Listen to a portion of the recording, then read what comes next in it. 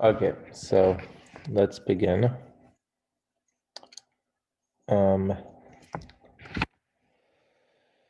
So we started, you guys should have seen the video that I sent where they basically describe how functions in two variables work. So we have, let's say, f of x, y is equal to z. And here's our x, here's our y, and here's our z. And we can have this being any type of surface that we have been talking about.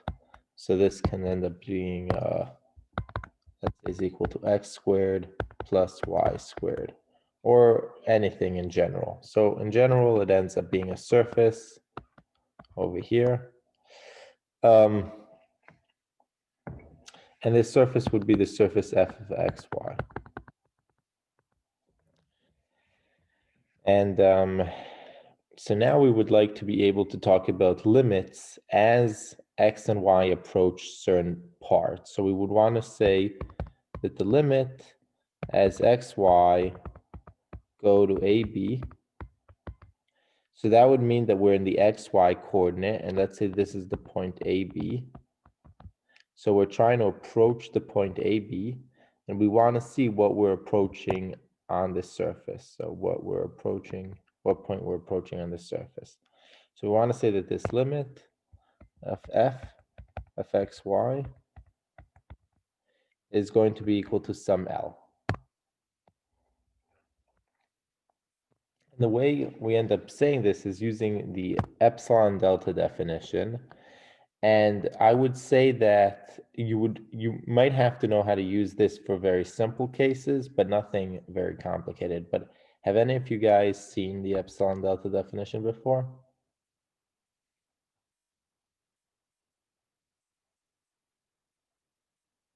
No? I haven't. Right. But the epsilon delta definition would say that this limit is equal to L, this if and only if. And what this means is if the distance, so this would stand for the distance between x and y and a and b. If this thing is less than epsilon, and we get to choose what epsilon we want, then the distance, or for here would be the absolute value of f of xy minus L should be less than delta. And what this ends up telling us is that for any ball over here, I take this point, and if I look at a distance of epsilon, so that would be a ball around this point with radius epsilon. And I'm looking at all of these points, all the points whose distance from AB is epsilon. That's what this over here says. And if you want to write this in terms of the distance formula that we know, this would be written as the square root of x minus a squared plus y minus b squared. And we want that to be less than epsilon. And again, that would be all these points. And we then map the points. So this over here, we have those points and we map them by our f. And we look at the resulting image up here. So let's say that would be this ball over here. And imagine that this point over here is our L. So this point is our L. Then what this is saying is that we would like to be able to, I would like to be able to give you a delta, and I would like to be able to say that all these points that get mapped, all the red points should be delta away from L. So the radius of this red ball over here should be delta. And then you need to find me an epsilon. So you need to go down here, get an epsilon, find that epsilon such that all these elements map into this ball. And if for any delta that I choose, you can find an appropriate epsilon that makes this relationship happen, meaning that makes this happen, then we get that the limit is equal to L. So again, this is a fairly abstract definition, and we're going to see some examples, and you won't necessarily need to use this in such hard cases. But let's go back here. And so once again, 1 second. Yeah. So the limit, as we go to some point over here, this P would be A comma B. The limit is equal to L if for any epsilon that I choose, there exists a delta. So I take an epsilon and I want this restriction to hold. I want f of x, y minus L to be less than epsilon. You can find a delta such that, assuming that this distance between my x and my y and my a, b, the fixed points is less than delta, we want the image of those points minus L, their distance to L, to be less than epsilon. And here are some intuitive pictures that might help. In one variable, if you guys saw the epsilon delta definition for one variable, it might actually help. So I'm going to go to one variable for a second. So if here is my x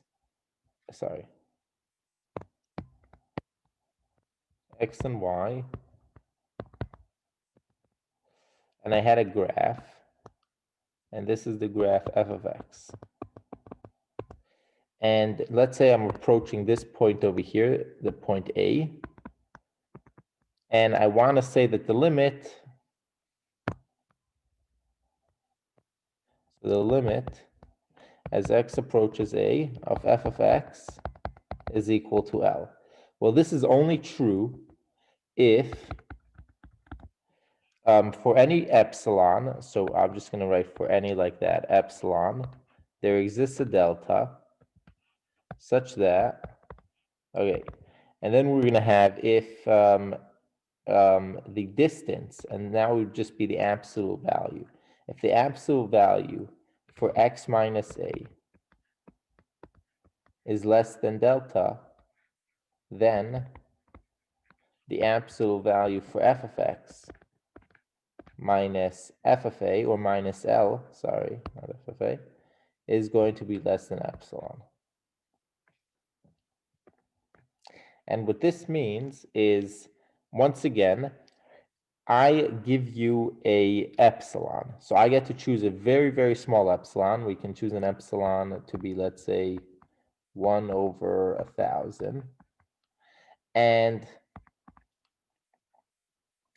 then you need to give me a delta so that for any point that's for any x that's delta away from A, so we can think about that as something like this, and these are all the points that are delta away from A. For any such point, when I map them, so now this entire thing gets mapped some here, but in the y coordinate, it means that it gets mapped here, from let's say here to here. And let's say that our L is in the middle, so our L is somewhere here, this is our L. Then we want this black line to only be epsilon distance away from L. So these extremes should be epsilon away from L. So this would be L minus epsilon, and this up here would be L plus epsilon. Any questions about how this works? Is it clear?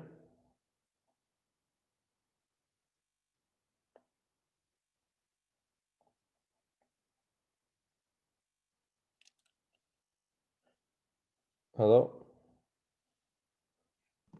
It's clear. Okay, thank you. So this is how it works in 1 dimension. In 2 dimension, again, we're talking about disks. being mapped to disks over here, and then we look at the image of that, and we again want it to only be between L minus epsilon and L plus epsilon.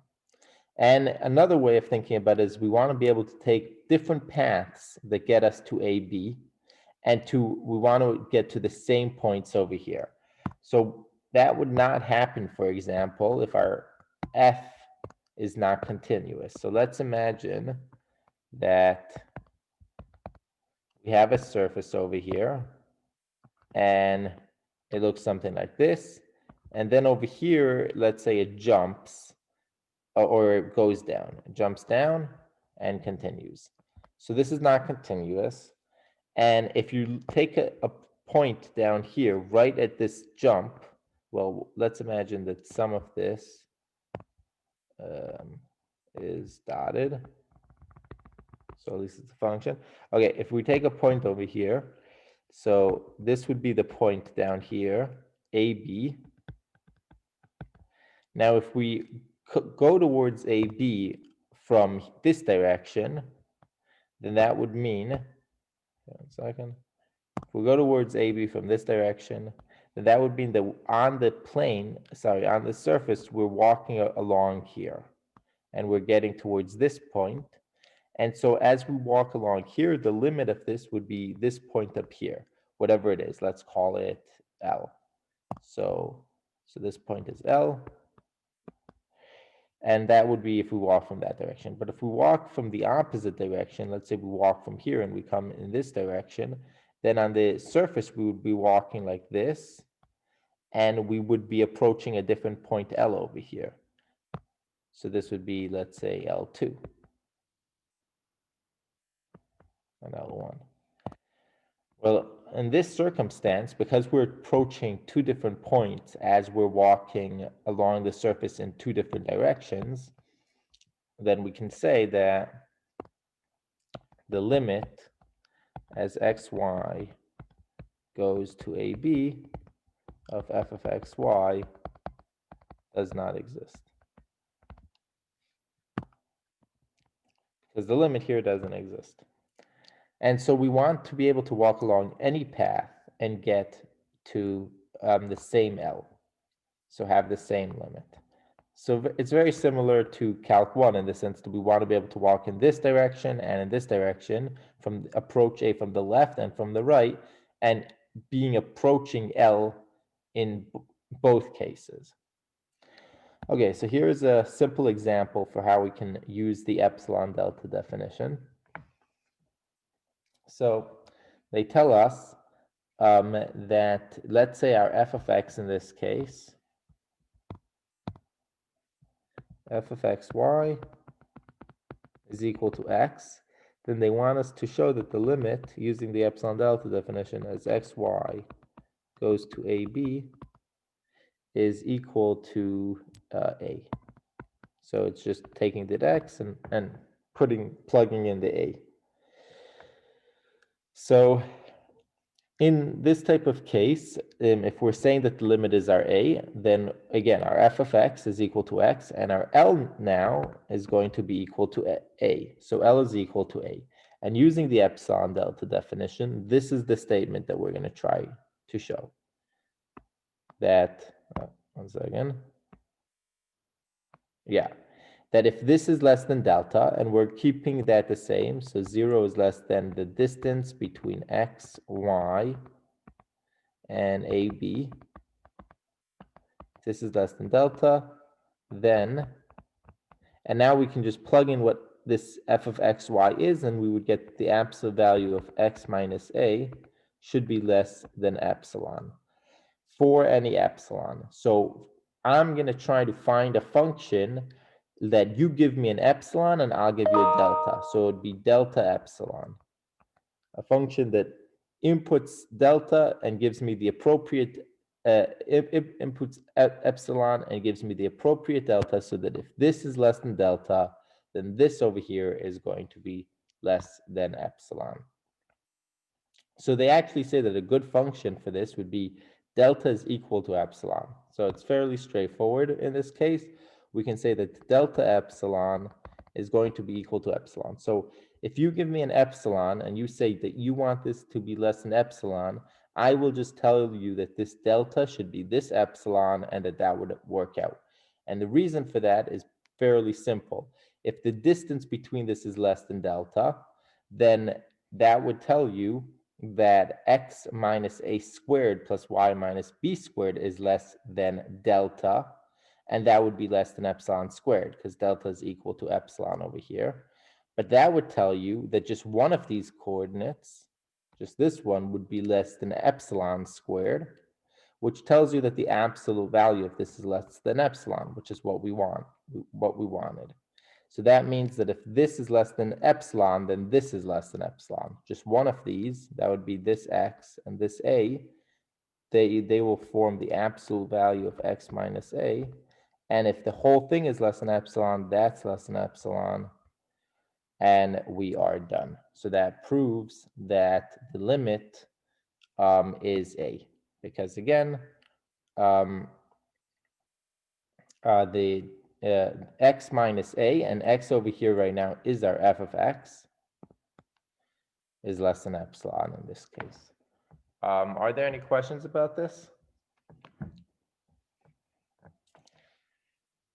So let's try to do the second one, and it's also same exact thing. They say that the limit as xy approaches ab of f of x comma y is equal to b when f of x comma y is equal to y.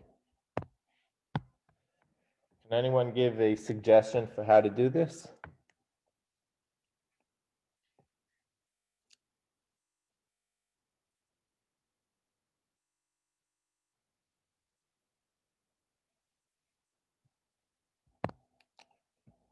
Okay, so again, we just want to satisfy the following conditions. So this would be true if and only if for any epsilon there exists a delta such that if the distance, so again, the square root of x minus a squared plus y minus b squared is less than delta, then the absolute value of f of x y minus, and in our case that would be b minus b, is less than epsilon. Okay, now this over here can be rewritten as the absolute value, and f of x y is equal to y. So that can be rewritten as y minus b is less than epsilon. So now I need to find a function of delta epsilon. So I give you an epsilon, you give me a delta. Can anyone come up with an idea for this function?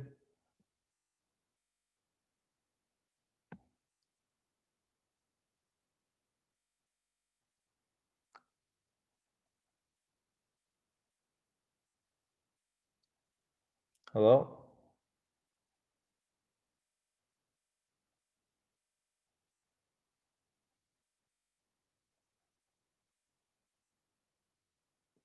Guys, can you hear me? Yeah, we can hear you. Okay. So a good delta for this epsilon is just going to be epsilon. Same thing as before.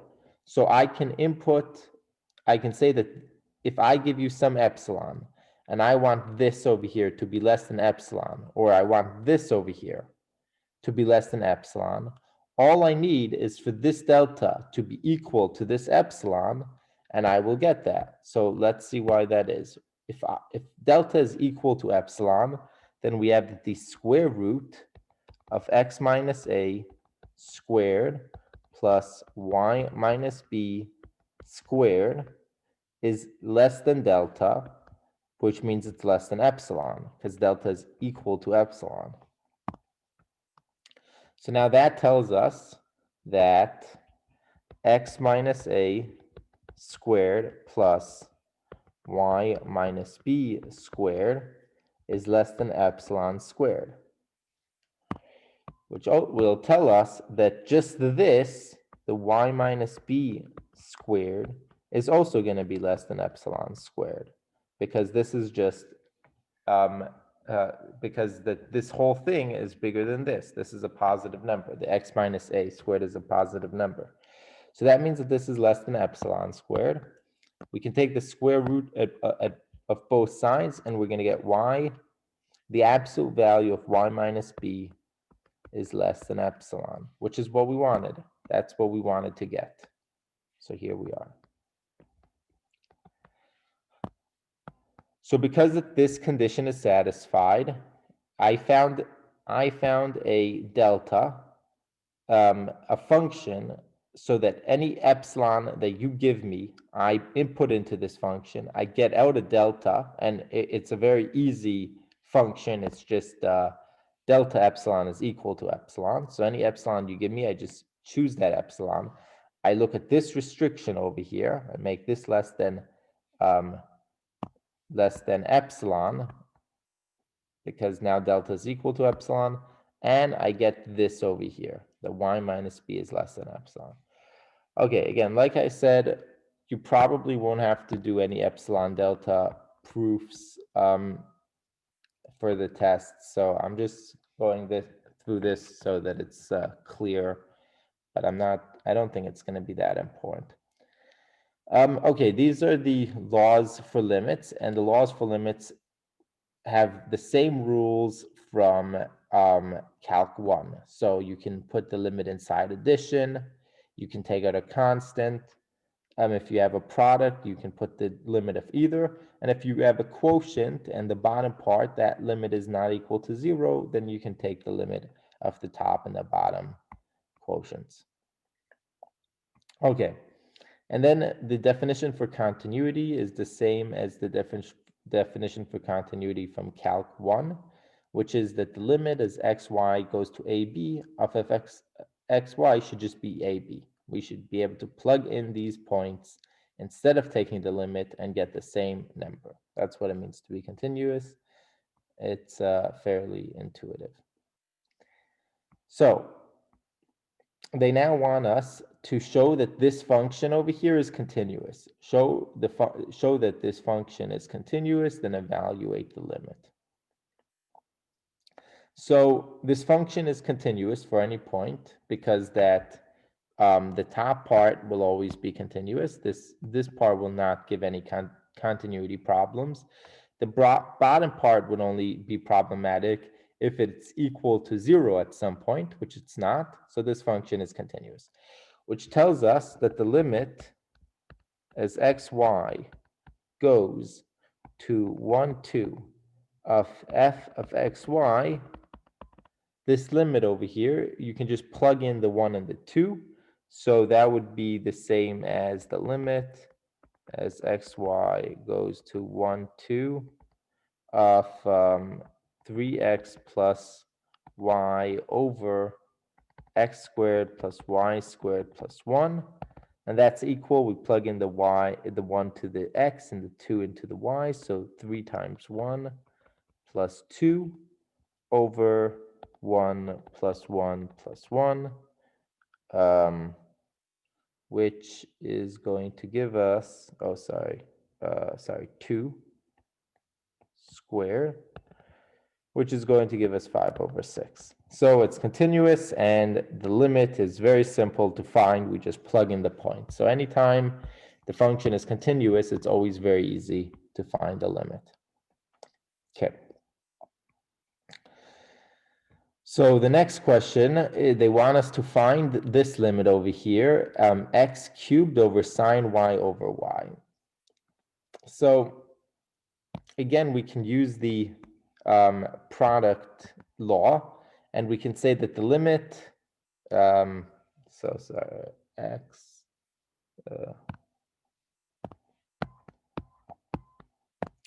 okay, so we're looking at the limit. as xy approaches 3, 0.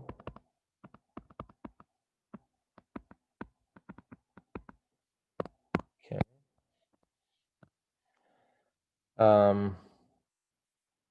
X cubed sine y over y. X cubed. So in this case, the x's and the y don't really form the same function. We have two different functions here. So it's actually fairly easy to find the limit, because this limit would be the same as the limit of xy going to 3, 0 of x cubed times the limit as xy goes to 3, 0 of sine of y over y, which is going to be equal. So now you can just plug in the 3 over here. So that will be 3 cubed. And the limit as y goes to 0 of sine y over 1, y is just 1 by L'Hopital's rule. So that would be times 1. And that would be the limit. Okay.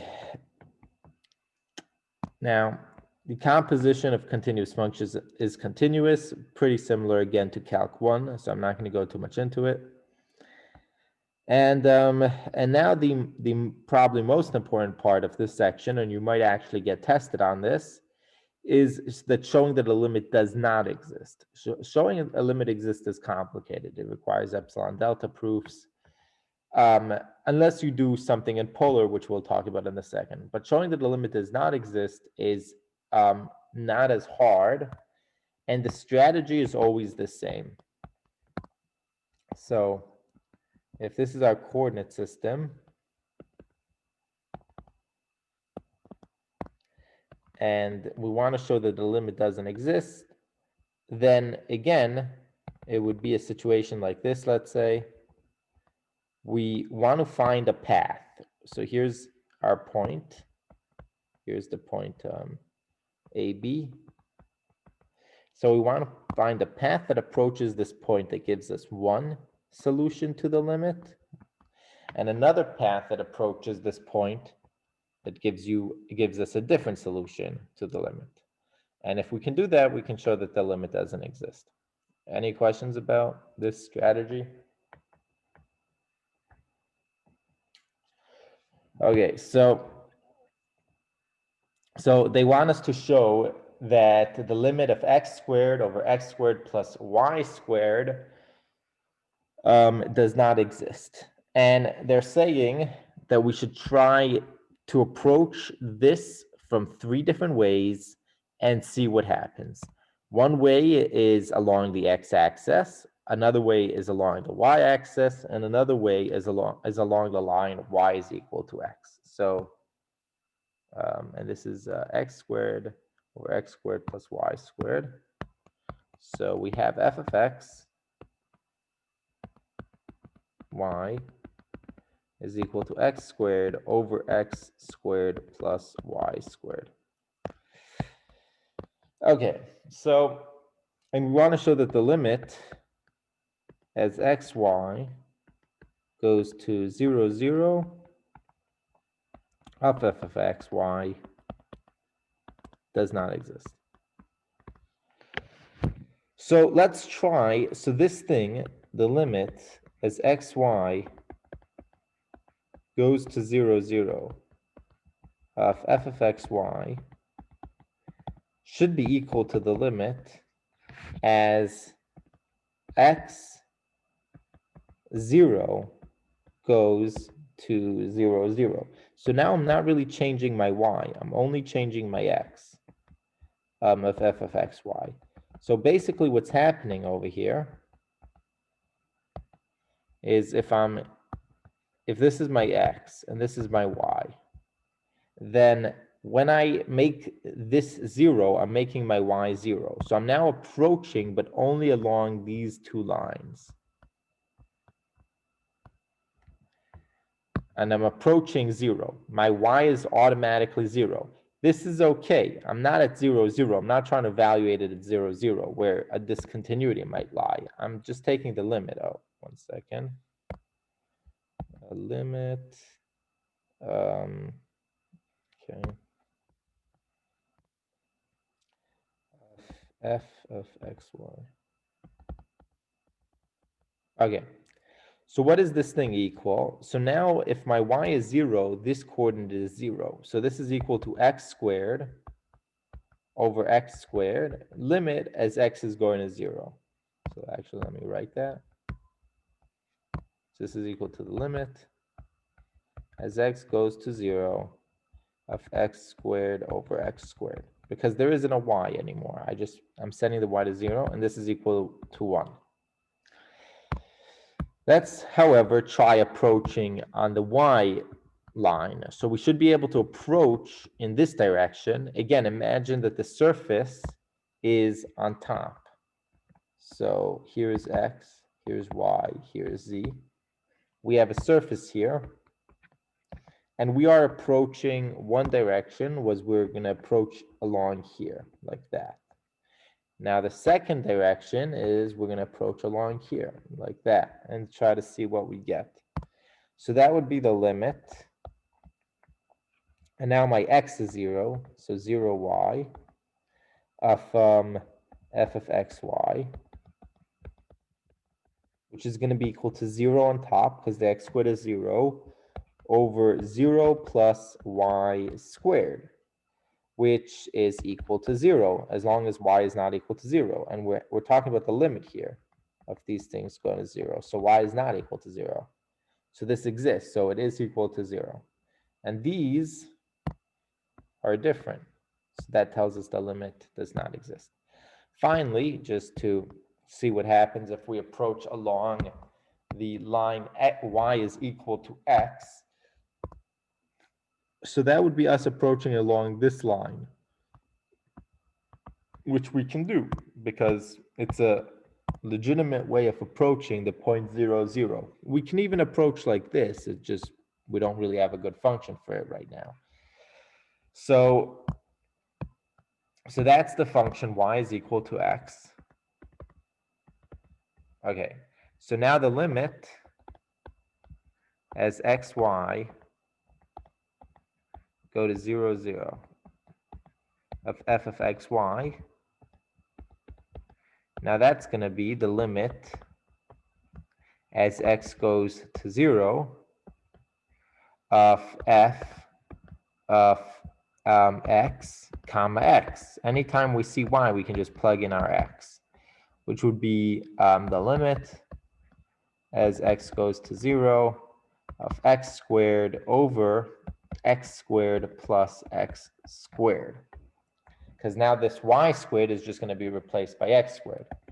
And so this is going to be x squared over 2x squared limit.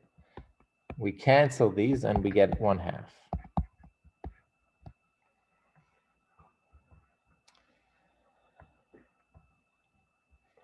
Okay, any questions about this? And as we go along different lines, so here would be one line and we got 1/2, but if we go along this line, we can get a different number because we can just keep changing. We can say, oh, I want x to be 3y. And then this should be 1/9 or something like that. So we see that the limit doesn't exist. Okay.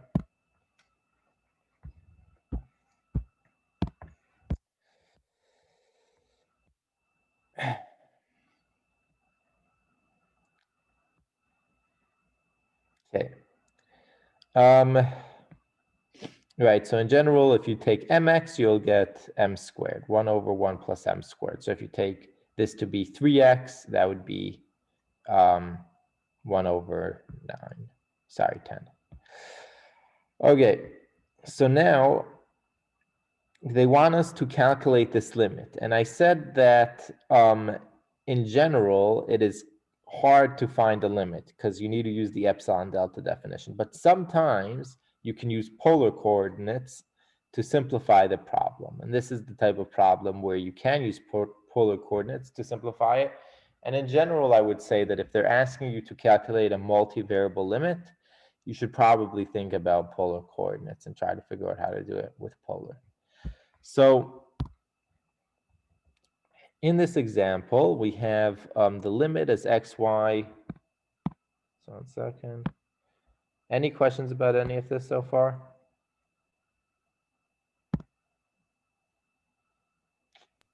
Can you just quickly go over what's the use of the epsilon theory? Yeah, so it's the most general way of determining. First, it's definition, because that limits are not really defined well, and you've been using it for a long time, but there isn't a good. Just saying the limit is something goes to something. What does that mean? Is equal to L. There isn't a good way to see that, or to actually be able to formally state what that means without the epsilon delta definition, which says that what it means is for this condition to hold true. That's what it means. And so first, that's the definition of the limit. And if you ever look at the definition of a limit, originally it comes from epsilon deltas, and it's a way to formalize a lot of like what Newton and Leibniz did. And it, a lot of times, the only way to show that a limit exists is by finding a delta. It's a very simple question. You need to give me, for any epsilon, need to give me a delta that satisfies this condition. So you need a function delta in terms of epsilon. And if you can find this, so that for any epsilon you input, you give me the delta, I plug in the delta here, this condition is satisfied, and that automatically makes this side satisfied, you know that the limit exists. But you probably won't have to use it in this class. Now, these other methods of, let's say, finding a limit, sometimes you can use them, sometimes you can't. It depends on the situation. So this situation you can, but it's not like general that you can always use them. So limit as xy goes to 0, 0 of the function x, so of f of x, y, where xy, f of xy is equal to x times y squared over x squared plus y squared.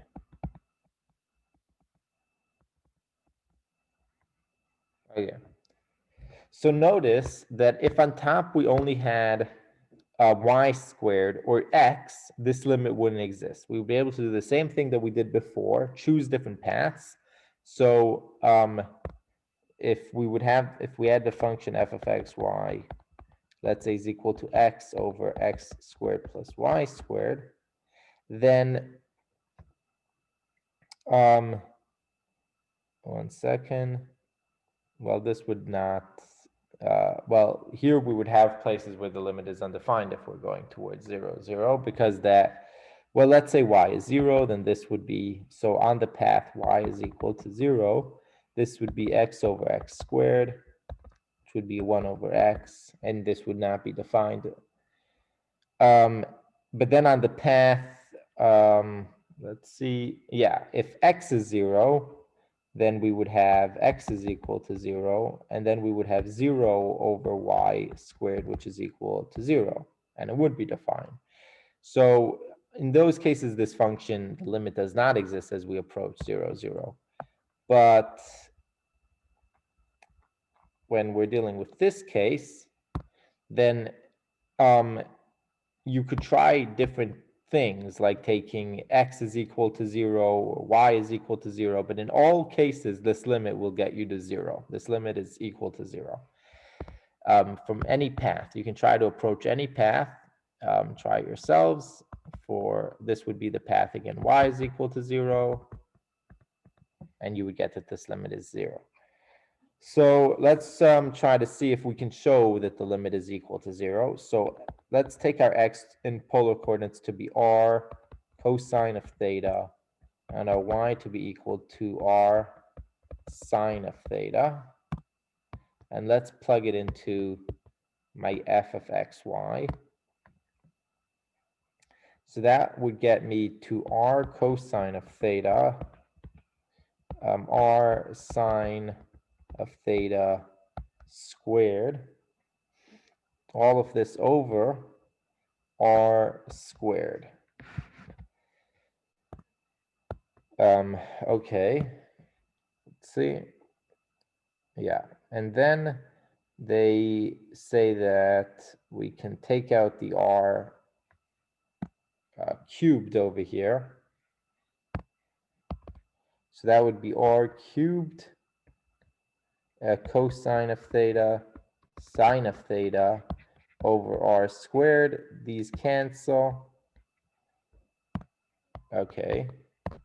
So here we get r cosine of theta sine of theta. Now, the absolute value of this is less than r. So we can say that the absolute value of this over here is going to be less than r, in at least in polar coordinates. So when we're trying to show that the absolute value of f of xy minus L is less than epsilon, for example. Well, in our case, we would have that the absolute value of f of xy minus 0, that's less than r, because this is just minus 0, and we know that the absolute value of f of xy is less than r when we transition to polar. So that tells us that the limit as xy goes to 0, 0 of f of xy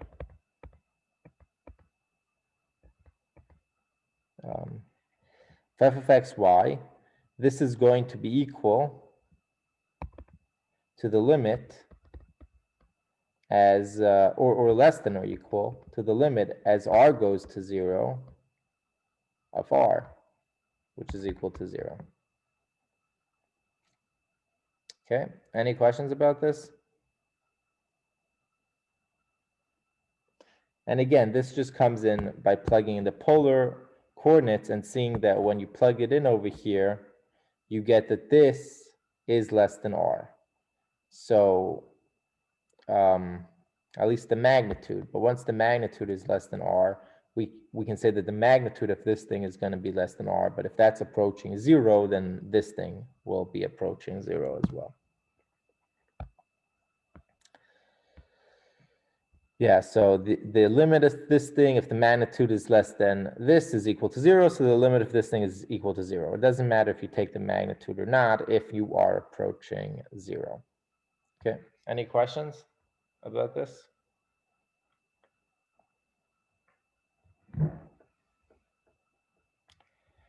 Okay, so the next question that they ask us is to determine whether the following limit exists. So this is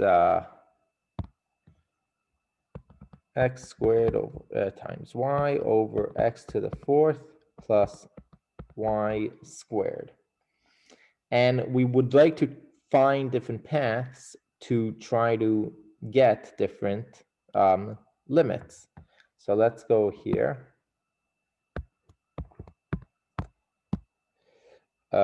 X squared times y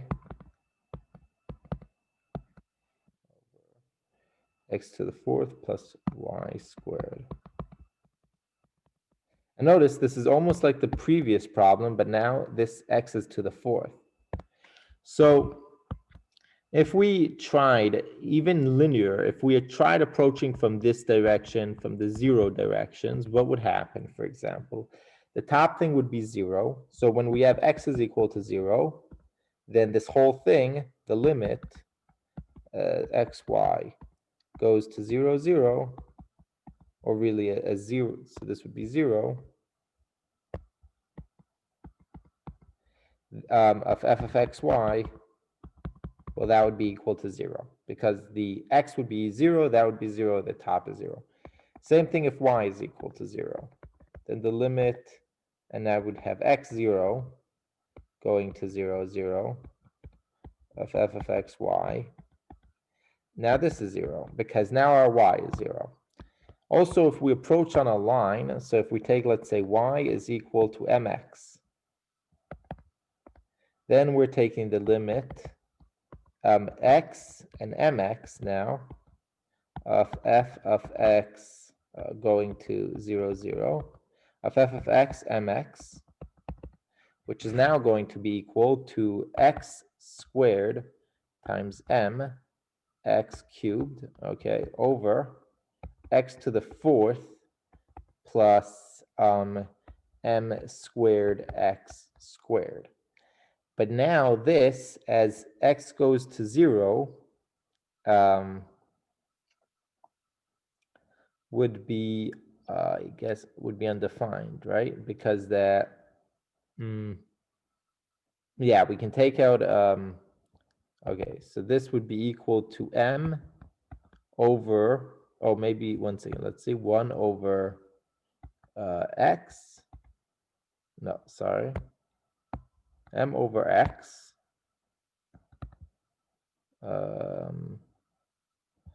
plus m squared 1 over x. And yeah, this thing, as x is going to 0, this thing is going to 0, so it would be going to this over here. It's probably going to be going to 0. Let me just, yeah, it's going to go to 0. Okay, so once again, this would go to 0. So now the question is it always going to 0? This is going to 0, this is going to 0, this thing is going to be going to 0. So what does the limit exist? Does it go to 0? And the answer is no. We can try y is equal, we can try y is equal to x squared. And that would be approaching 0, 0, but like this, which is a legitimate way to approach on a parabola. So approaching from this direction and from this direction. Okay, so let's try that. So if y is equal to x squared, then we have limit x x squared of f of x comma x squared, which is going to be equal to x to the fourth, because there was an xy, x squared y, and now y is x squared, so x to the fourth over x to the fourth plus x to the fourth, because y squared is x to the fourth, which is going to give us 1/2. So these are different, and so the limit doesn't exist. Okay, so generally you cannot just assume that the limit doesn't exist because you tried a few paths and you saw that the limit existed for those paths. You either have to show with polar, show with epsilon delta, or show that the limit doesn't exist. Find a path where you see that the limit doesn't exist. Okay, I think we're going to stop here. Are there any questions about this or anything else?